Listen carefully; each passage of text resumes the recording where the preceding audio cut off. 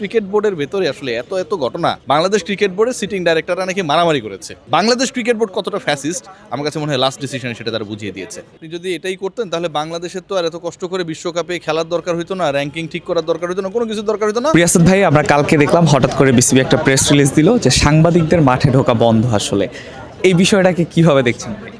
এই বিষয়টাকে আসলে থাকে না যে ধরেন আপনার একটা জায়গায় পচা বাসি জিনিসপত্র আপনি রেখেছেন, খাবার নষ্ট হয়ে যাচ্ছে, দুর্গন্ধ ছড়িয়েছে, আশপাশের লোক জেনে যাবে, তখন আপনারা কি করেন? তখন আপনারা বা একটা মানুষ কি করে, ওটাকে বন্ধ করে দেওয়ার চেষ্টা করে, ঢেকে রাখার চেষ্টা করে, পলিব্যাগে মুড়িয়ে রাখার চেষ্টা করে।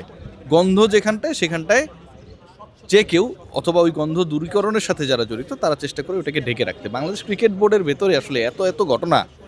বাংলাদেশ ক্রিকেট বোর্ডের সিটিং ডাইরেক্টররা নাকি মারামারি করেছে, সেটা বোর্ড প্রেসিডেন্টের রুমে। এরকম খবর আমরা দেখেছি, এরকম পেয়েছি না।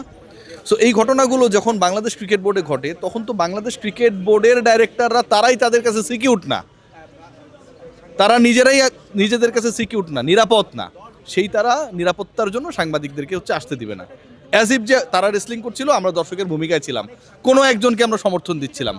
এই কারণে না, এখানটা অনেক অনেক ঘটনা ঘটছে, অনেক অনেক নোংরামি চলছে। Bangladesh cricket board end of the day ওই যে বলে না fascist fascist fascist, Bangladesh cricket board কতটা ফ্যাসিস্ট আমার কাছে মনে হয় লাস্ট ডিসিশনে সেটা তারা বুঝিয়ে দিয়েছে।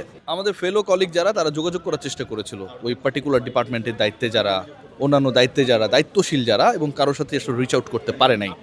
জাহানার আলমের কান্না আসলে বাংলাদেশ ক্রিকেট বোর্ডের শোনার সুযোগ নাই, কারণ ইন্টারনাল ওই যে বললাম যে আসলে দুর্গন্ধটা এতটা ছড়িয়েছে, তারা ওইটা বন্ধ করতেই ব্যস্ত।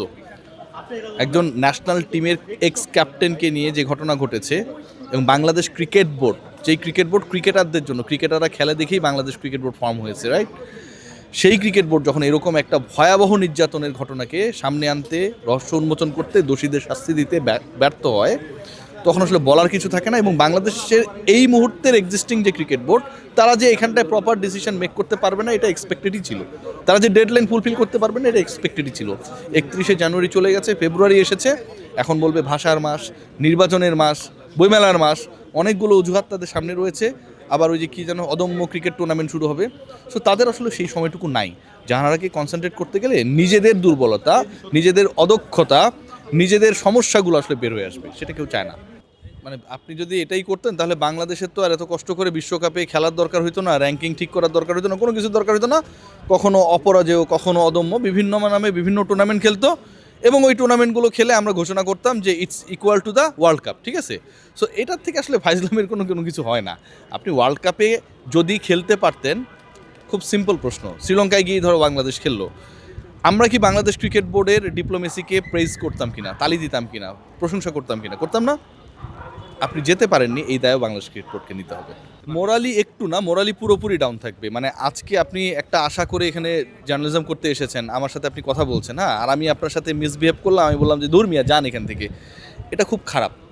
আপনার সাথে আমার মিসআন্ডারস্ট্যান্ডিং হতে পারে, কনফ্লিক্ট হতে পারে, ডিসিশন মেকিং করা নিয়ে অথবা কোনো একটা ব্যাপার নিয়ে গ্যাপ হতে পারে, but end of the day যেখানটায় আপনার আমার স্বার্থ এক, সেটা হচ্ছে বাংলাদেশকে একটা এমন পর্যায়ে নিয়ে যাওয়া যেখানটা থেকে আমরা ইন্সপায়ার্ড হব, রাইট? সেই জায়গাটায় আমরা একসাথে কাজ করতে পারলাম না। This is very unfortunate. Bangladesh cricket দলের ক্রিকেটাররা এবং আপকামিং পাইপলাইনে যারা আছে সবাই মোরালি ডাউন এই ডিসিশনটার কারণে, যে বাংলাদেশ ওয়ার্ল্ড কাপটা খেলতে পারছে না।